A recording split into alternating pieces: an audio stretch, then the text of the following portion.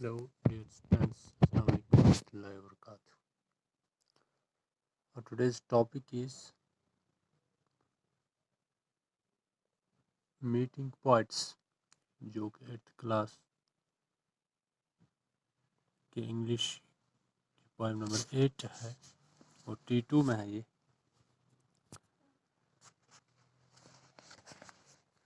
Meeting poets, it is good poem written by Eunice D'Souza.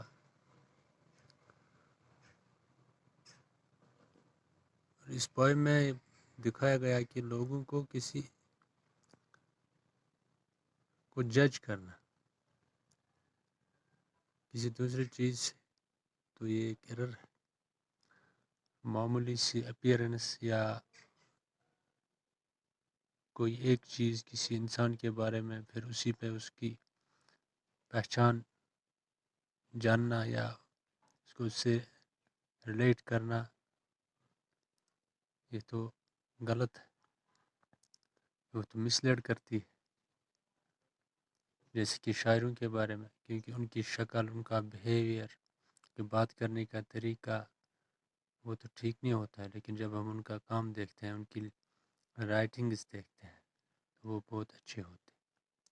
تو شکل و صورت پہ شاعروں کو پہچاننا یہ کہا جائے کہ غلط ہے. اگر ان کی پرسنالٹی جاننا ہے، اگر ان کے بارے میں دیکھنا ہے تو وہ آپ ان کی رائٹنگز دیکھیے. تو یہی پوائم ہے. Meeting poets, I am disconcerted sometimes by the color of their socks, the suspicion of a wig, the wasp in the voice, and an air sometimes of dankness. یہ کہتا ہے کہ پوئٹس سے ملنا تو کبھی کبھی میں ڈسکنسرٹڈ مینس کنفیوز ہو جاتا. جب میں پوئٹ سے ملتی ہوں تو میں کنفیوز ہو جاتی ہوں، کیونکہ جو انہوں نے وہ ساکس پہنے ہوئے ہوتے ہیں، موزے پہنے ہوئے ہوتے ہیں، ان کا کلر نہیں ڈفرینٹ ہوتا ہے. ایک پیر میں ایک ساکس اور دوسرے پیر میں دوسرا ساکس. اس کا مطلب وہ کیئرنگ نہیں ہوتے ہیں، وہ اپنے آپ کی کیئر نہیں کرتے. The suspicion of a wig، اور ان کے بال اس طریقے سے بنائے ہوئے ہوتے ہیں کہ دیکھنے والا یہ سمجھتا ہے کہ انہوں نے وگ پہنی ہے. جسے نقلی بال ہوتے ہیں نا، لیکن ایکچوئل میں ان کے بال اصلی ہوتے ہیں، لیکن اس طریقے سے رکھے ہوتے ہیں، کبھی دھوئے نہیں ہوتے ہیں، تو وہ لگتا ہے کہ یہ نقلی بال، انہوں نے وگ پہنی. The wasp in the voice، اور ان کی آواز میں جو کھٹاس، یُس نا سُہ ٹچر، سُہ کڑک پن آسان چھُ، تمہِ سۭتۍ تہِ چھُ یہِ باسان کہِ نہ یِہُنٛد بِہیویَرٕے چھُ اکھ. And an air، here the air means the ماحول surroundings، یِمن sometimes of dankness، اور یُس یِہُنٛد ماحول آسان چھُ سُہ تہِ چھُنہٕ ٹھیٖک کینٛہہ. تو یہ چھُ دپان أسۍ کیٛاہ چھِ اَمہِ جایہِ چھِ یِہٕنٛز فِزِکَل اپیرنس أسۍ وٕچھان، ان کے بال، ان کے موزوں کا رنگ، ان کی آواز، ان کے جو آس پاس جو ماحول ہے، ہم وہ چیز دیکھ کے یہ کہتے ہیں کہ یار یہ لوگ اچھے نہیں ہیں.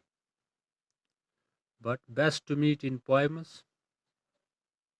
cool speckled shells in which one hears a sad but distant sea. لیکن دوسرا پہلا پہلو جو ہے وہ ان کی پرسنالٹی، فزیکل اپیرنس. دوسرا جو ہے وہ ان کی رائٹنگ اس پہ کہ سب سے بہترین جب ہمیں پوئٹ سے ملنا ہے تو وہ کہاں سے کیا ملنا ہے، ان کی پوئمز پڑھ کے، ان کی جو وہ لکھتے ہیں، ان کی کتابیں پڑھ کے. تو اس چیز سے ہمیں پتہ چلتا ہے کہ ان کی پرسنالٹی کیا ہے.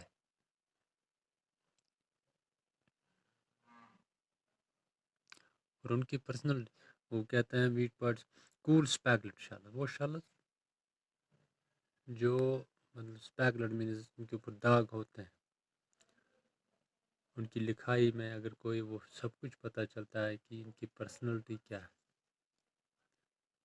ٹھیک، کیونکہ اندر سے تو وہ اس طرح سمندر میں کے اندر بہت گہرائی ہوتی ہے ان کی شخصیت میں، اسی طرح پوائٹس جو ہوتے ہیں ان کی شخصیت بھی اتنی گہری ہوتی ہے. یہ تب پتہ چلے گا جب ہم ان کی لکھائی، ان کی رائٹنگس کو دیکھیں گے.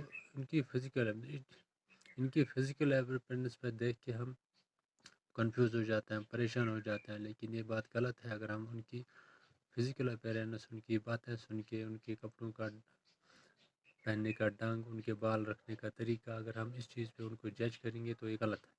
لیکن اگر ہمیں پوائٹس کو جج کرنا ہے تو ان کی رائٹنگ اس پہ جائے کے دیکھیں، ان کی علم میں کتنی گہرائی ہے، ان کی رائٹنگ اس کتنی اچھی ہے، کتنی انسپائرنگ ہے۔ تو یہاں پہ 2 کنٹراسٹنگ فیکٹرز، ایک ہے فزیکل اپیرنس، دوسرے ان کی رائٹنگ۔ تو یہ تھی پوائم meeting points.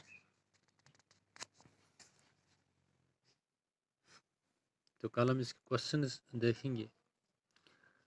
Y is the point confused when she meets points? وہ کیوں کنفیوز ہوتی ہے جب وہ پوائٹ سے ملتی ہیں؟ کیونکہ ان کی فزیکل اپیرنس اس کو ڈسکنسرٹ کرتی ہے، کہ کلر سسپیشیس ویک۔